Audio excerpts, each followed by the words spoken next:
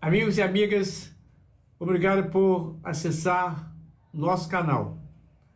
Regozijamo-nos em poder compartilhar com vocês alguns textos da Palavra de Deus.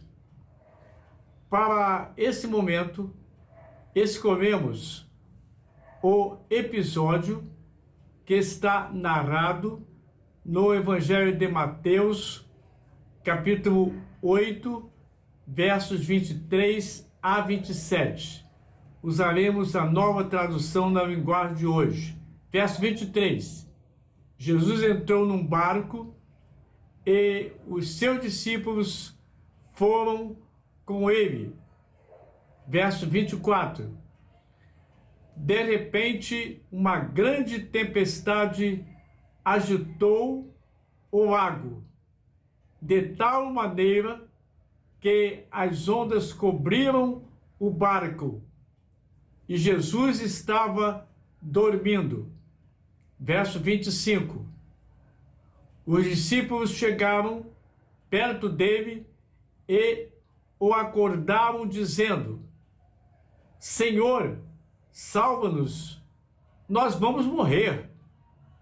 Verso 26. Por que vocês são assim tão medrosos? Respondeu Jesus: como é pequena a fé que vocês têm. Verso 27. Então todos ficaram admirados e disseram: que homem é este que manda até no vento e nas ondas? Esse deve ter sido um barco de pesca que Jesus entrou neles, porque muitos dos seus discípulos eram pescadores, nós sabemos disso. Joséfo, um antigo historiador judeu, relatou que normalmente havia mais de 300 barcos de pesca no lago da Galileia. Essa embarcação era suficientemente grande para acomodar Jesus e seus 12 discípulos. Devia ser movida por remos e também por velas, o que era normal naquela época. Durante as tempestades, por motivo de segurança, as velas eram baixadas, eles arriavam as velas a fim de não serem rasgadas e também para facilitar o controle da embarcação.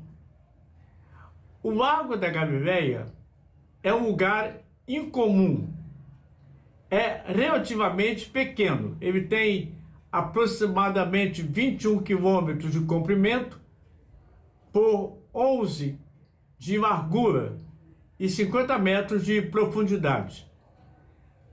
A sua praia fica a cerca de 225 metros abaixo do nível do mar, sem quaisquer sinais prévios. Não havia clima-tempo naquela ocasião, né? Sem quaisquer sinais prévios, súbitas tempestades se formam nas montanhas circundantes e agitam as águas, formando violentas ondas de até 6,5 metros de altura. Dava quase para surfar nessas ondas aí, né? Os discípulos não decidiram, como tolos, navegar desprezando a tempestade. Eles foram surpreendidos, ficando involuntariamente expostos a um grande perigo. Eles sabiam disso, eles eram pescadores. Embora os discípulos tivessem testemunhado muitos milagres, eles ficaram apavorados durante aquela grande tempestade. como pescadores experientes que eram, sabiam do perigo que estavam enfrentando naquela hora. O que eles não perceberam era que Jesus estava no barco e Jesus é capaz de controlar as forças da natureza. Frequentemente, meus amados, deparamos-nos com tempestades em nossa vida secular. Ocasião em que pensamos que Deus está ausente, que Deus não pode ou não irá operar. Porém, quando entendemos verdadeiramente quem Deus é, percebemos que Ele controla tanto o mundo físico quanto o mundo espiritual. O poder de Jesus que acalmou aquela tempestade também pode ajudar-nos a lidarmos com os problemas que enfrentamos a cada dia, que enfrentamos a cada mês, a cada ano, porque Jesus está disposto a intervir se tão somente lhe pedirmos. Jamais devemos desprezar seu poder, mesmo durante as mais terríveis perturbações que tivemos enfrentando. Concluindo, controlando os elementos da natureza, Jesus não fica se exibindo, seja nas histórias dos evangelhos ou na história da nossa própria vida.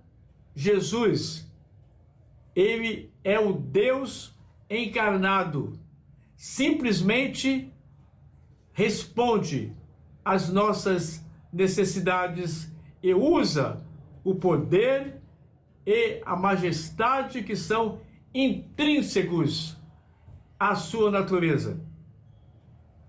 Foi isso o que aconteceu quando ele acalmou a tempestade. Tempestade essa que ameaçava a vida dos discípulos.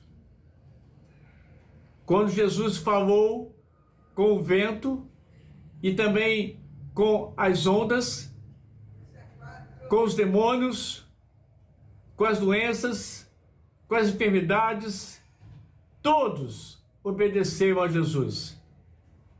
Os discípulos ficaram maravilhados, com razão, e perguntavam: quem é este? Eu transfiro a pergunta dos discípulos a você, meu direto ouvinte. Quem é Jesus para você? Você pode dizer: Jesus é tudo para mim. Realmente ele pode ser tudo para você. Todavia, ele quer ser o seu Salvador e o seu Senhor. Que ele nos abençoe, em nome de Jesus. Amém. Vamos orar. Nosso Deus, nosso Pai, nós te agradecemos porque nos momentos difíceis da nossa vida, quando parece que vamos sossobrar diante de tantas perturbações, tantas tempestades que vêm sobre nós, o Senhor está presente, o Senhor está atuando, e como diz aquele cântico que nós cantamos na nossa igreja, que as crianças gostam muito, com Cristo no barco, vai tudo muito bem, tudo vai bem, quando Jesus está no barco. Que o Senhor possa fazer parte, nosso Pai, da embarcação da nossa vida, para que possamos ter uma viagem tranquila, sossegada, em nome de Jesus. Amém.